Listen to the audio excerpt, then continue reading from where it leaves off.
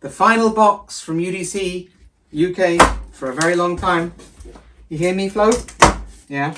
You hear me, Jazz? Pop! The moment of truth and the wheel of Majesticus. Out it comes. And yeah, a carbon fibre Schlumpf Magicus. My serial number M1245. It's so light it could float away if you.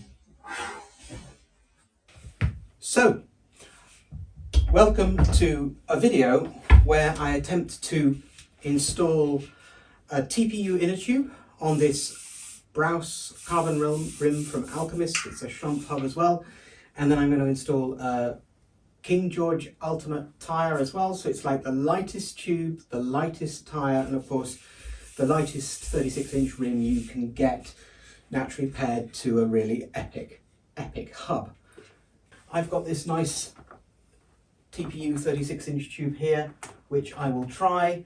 And I'm going to try and do this while little baby Florian sits here. We're going to do this together, aren't we, Flo? Yeah? Yeah! I've put this little piece of tape here, which indicates that the valve hole is there. I'm going to go around the rim from this point on. I've got some Scotch, official Scotch electrical tape here. I'm going to pull it over the valve hole. I'm going to try and keep it dead center. I'm going to come closer to the camera for this so that people can see this. And it's quite easy, actually. I thought it was going to be really difficult to get it in the center of the rim, but this is a nice shape for it. I'm trying to get it even. Hey Flo, what do you think? Do you think that's nice? I'm going to do 2 laps of this. You okay? You're wondering what I'm doing? We're at the start again. And coming up for the final bit. You look after that, Flo. I'm getting a pair of scissors. I'm going to just come back to this piece of tape because it makes quite a lumpy mess if I don't cut it neatly. There we go. So I'm going to share close-ups here, and I'm just going to now run my finger through it all the way around the center of this rim. I've got a screwdriver and something sharp. I can find my valve hole again, and I'm going to put. There we go.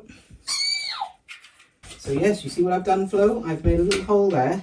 But now we need to give you something to entertain you and get the tyre on, don't we? You want to try one more of these? Hey? I think your hat's on your foot. You have your hat. This tyre has a direction. I know that the wheel travels forward this way because we're dealing with the gold button here, the disc being on the left. It is on the rim.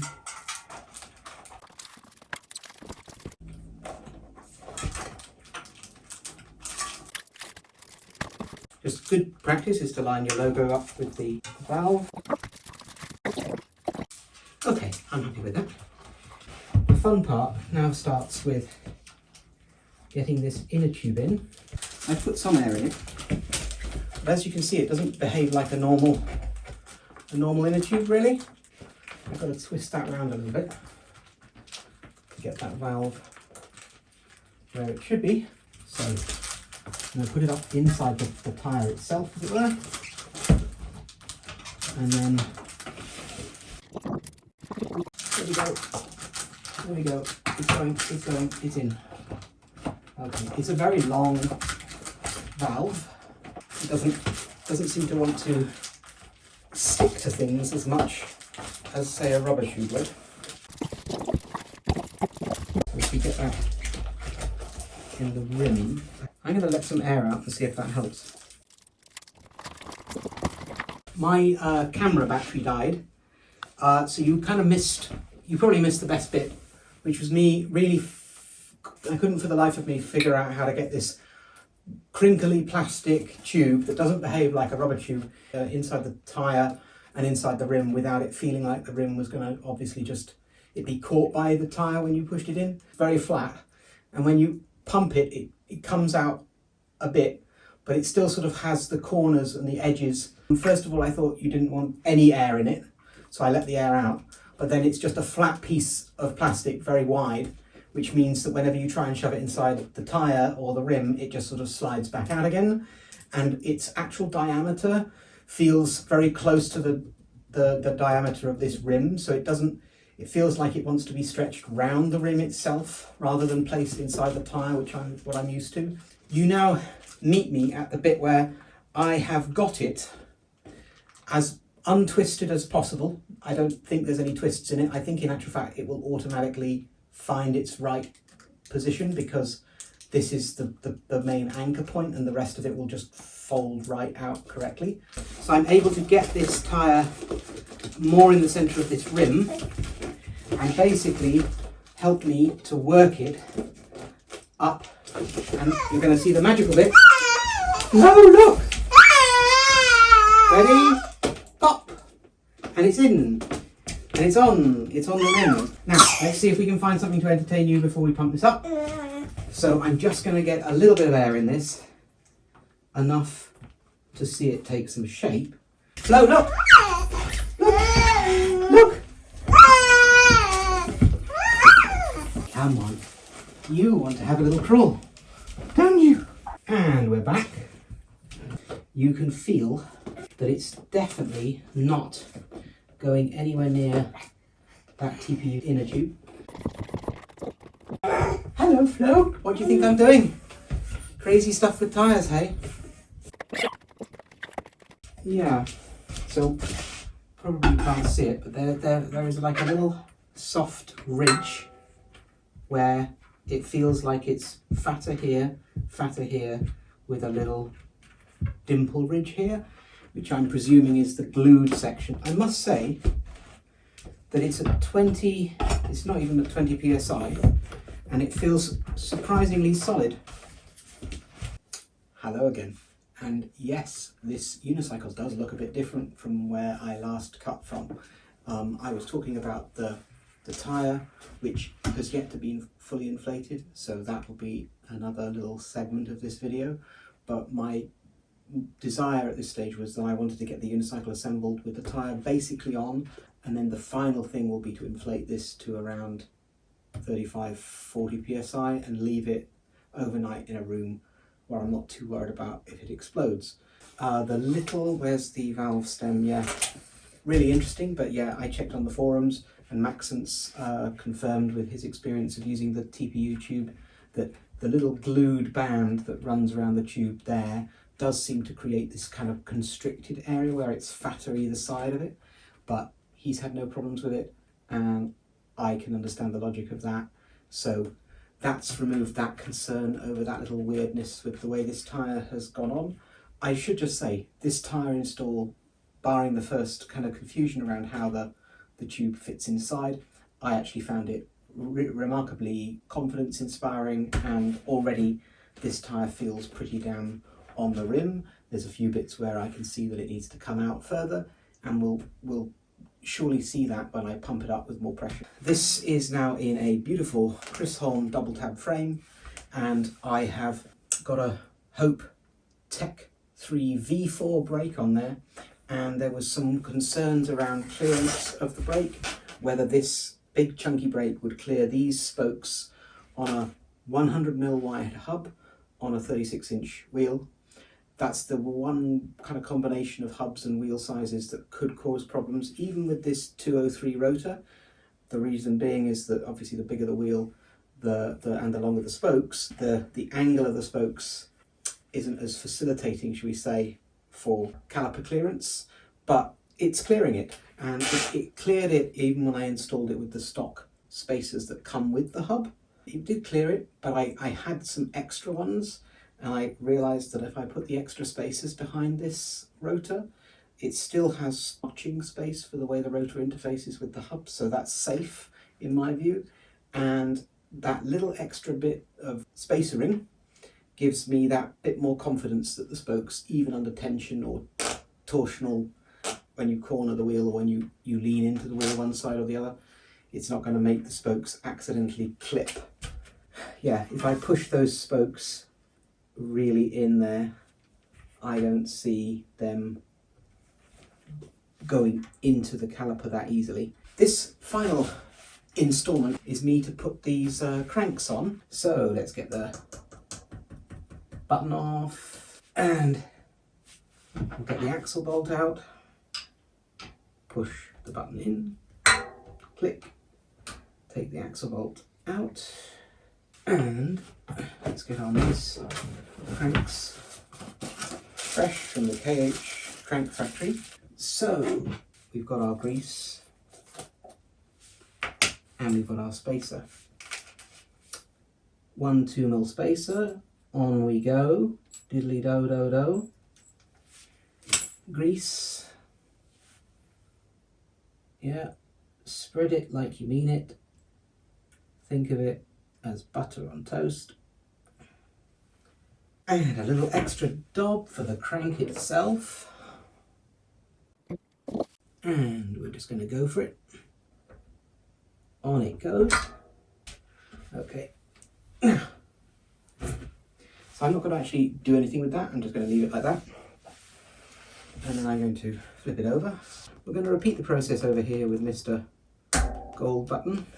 And out we go. As we know, it's butter on toast and a space has gone missing.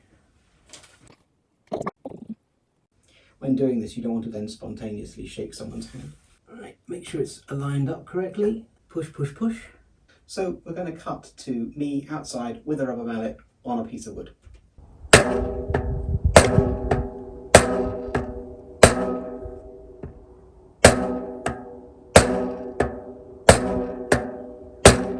Right, that's that side done.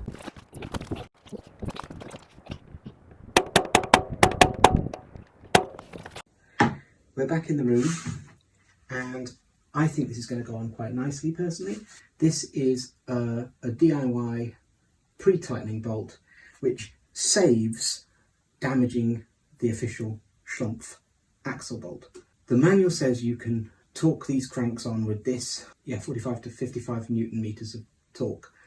I don't have a torque wrench, but I can guarantee you that I don't think anyone I know is torquing it up to 55 Newton meters because it deforms way before then. Traditional axle bolts have these washers which spin around and I think give a bit more slip to things, and they're also maybe a bit harder around this area, or they've got more air, more socket section for this to go in, and it's just a better engagement perhaps. Whatever it is, I think it's going to work better. Let me push that shifting rod through. There we go, it's through. Let it change gear. Right, now we know that everything's fine. I'm going to screw this in. Yeah, it screws in. This was a hard bolt to find. Their M14 bolts don't seem to be very common. Modern e-bikes use M15 and unicycles, I think it's M12. So this isn't that common a bolt to find. And yeah, it's been drilled down the centre of it. I think the handy thing is that it's got a high, this section of it is higher up, which means that when I put my Allen key in there, or this wrench in there, it's not being pushed out by that by the shifting rod. So I think it just gets a better purchase on the whole process. So yeah, I'm quite happy with this so far. Doesn't feel like it's doing anything nefarious. This is only because the cranks themselves are splayed out. So yeah, that'll do. So I'm going to put myself on top of the wheel.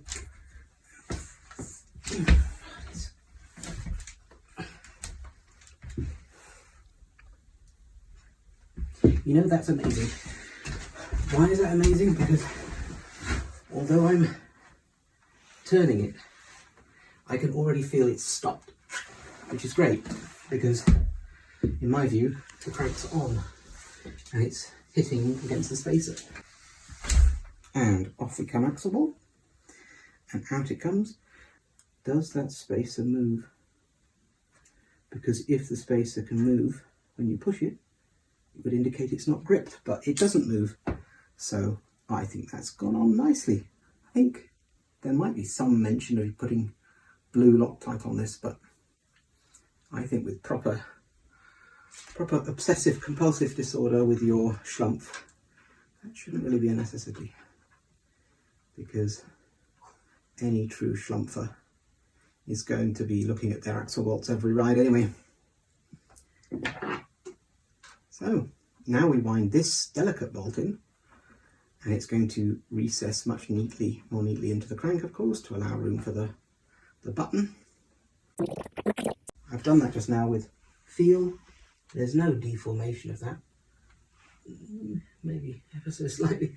Ironically, even just putting it on like that. But I'm not worried about it rounding out in the process of putting the crank on. Now we can flip over, push the shifting rod through.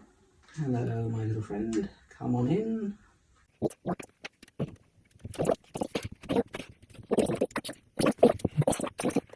And then it stops, and you can feel it. It stopped, and I'm not going to push it any further. Main axle bolt. Look to tighten this up, but I don't want it to deform. We put the silver button in, and there's play, the little Schlumpf key. Use the tension of this and a little bit of spring. That to me is enough. And we flip him over like a pancake. And with this one, yeah, you could shift the thing through, but with the gold button, I like to just I like to see how far out it is. That's where I want it to be, and then I'm going to push him through and make sure he has a bit of push, and he does. Yep. Me happy with that. Right, we're on a roll, so let's get the pedals on. May not need it, but I am going to use pedal washers.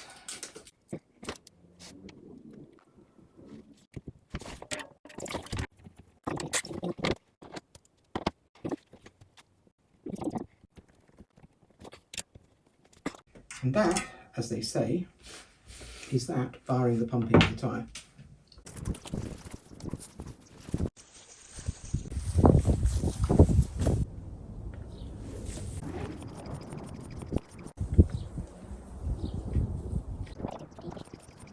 It did make a slight clicking noise yesterday. Oh, there's a click. It's definitely well and truly on there. The spokes do feel like they've gone quite slack. That's about 45 psi. We'll leave it at there.